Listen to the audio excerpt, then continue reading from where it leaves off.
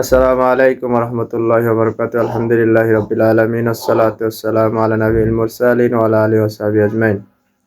আলহামদুলিল্লাহ, আল্লাহ রাসূল সাল্লাল্লাহু আলাইহি সাল্লামের ছোট্ট একটা হাদিস শুনি যে ঈদের দিন নবী করিম সাল্লাল্লাহু আলাইহি ওয়াসাল্লাম, সেদিন ঈদের দিন একটা আনন্দের দিন। মা আয়েশা রাদিয়াল্লাহু তাআলা আনহা হতে বর্ণিত, তিনি বলেন সেদিন ইথিওপিয়া লোকেরা সেদিন বর্ষা খেলায় মুগ্ধ ছিল। ইথিওপিয়ার অধিবাসীরা বর্ষা খেলায় মুগ্ধ ছিল। সেদিন বর্ষা খেলায় অনুষ্ঠিত হয়েছিল। নবী করিম সাল্লাল্লাহু আলাইহি ওয়াসাল্লাম বর্ষা খেলার দিন সেদিন বর্ষা খেলা দেখতেছিল এবং আমি আয়েশা নবীজি সাল্লাল্লাহু আলাইহি সাল্লামের পিছনে দাঁড়িয়েছিলাম। মানে আড়াল করে নবীজি আমাকে আড়াল করে রাখছিল। চিন্তা করেন, নবীজি সাল্লাল্লাহু আলাইহি সাল্লাম উম্মুল মুমিনিন মা আয়েশাকে আড়াল করে রাইখা সেদিন খেলা দেখতেছিল, মা আয়েশা খেলা দেখতেছিল। তাহলে এখানে বোঝা গেল যে বর্তমান সমাজে দেখেন, চোখে চশমা লাগায় মাথার চুল ফাঁকা কইরা, মাথার চুল খাইলি কইরা খেলাধুলা দেখে, আড়ালে মুখে লিপস্টিক, চোখে নীল পালিশ। কত সুবিধা!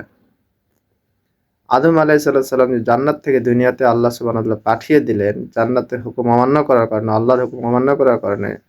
আর বর্তমান পরিবেশের মহিলারা মনে করে আদম তাদের বাপ দাদা জান্নাত রাখা হয়েছে, আমরা যেভাবে খুশি সেভাবে চলাফেরা করব, আর মরে গেলে তো জান্নাতে যাব। হ্যাঁ, আদম নবী আলাইহিস সালাম আমাদের পিতা, আদি পিতা। কিন্তু আদম আলাইহিস সালাম যে আল্লাহর হুকুম অমান্য করার কারণে তিনি দুনিয়াতে আল্লাহ সুবহানাহু ওয়া তাআলা পাঠিয়ে দিয়েছে, এটা তাদের মাথায় নাই। তাদের বাপদাদার সম্পত্তি জান্নাত, তারা যেভাবে চলাফেরা করবে, আল্লাহর হুকুম মানুক আর না মানুক, মরে যাবে আর জান্নাত যাব। আর কিছু আলেম ওলামা আসে, এই কিছু টাকাওয়ালার বিনিময়ে দোয়া করব, হে আল্লাহ অমুক অমুকে আপনি জান্নাত দিয়ে দিন।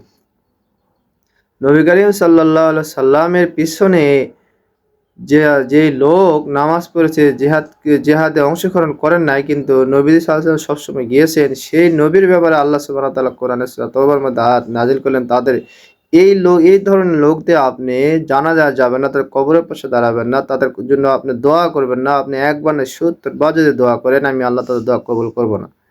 আর চিন্তা করেন, হায়রে মুসলমান, আর এই আলেম ওলামা মরে গেলেই দোয়া করলো, তারা জান্নাত পায়ে গেল। জান্নাত এত সস্তা নয়, কারণ বাপ-দাদার সম্পত্তি নয় যে আপনি যেভাবে চলাফেরা করবেন আর আপনি মরে গেলে জান্নাত পাবেন। আল্লাহর দুনিয়াতে পাপ কাজে মানুষ লিপ্ত থাকে, শয়তান মানুষকে কুমন্ত্রণা দেয়, কিন্তু আল্লাহ সুবহানাহু ওয়া তাআলার দিকে ধাবিত হওয়ার জন্য একদিন সময় আসবে। সবাইকে সে আসার তৌফিক দান করে সময় আসার।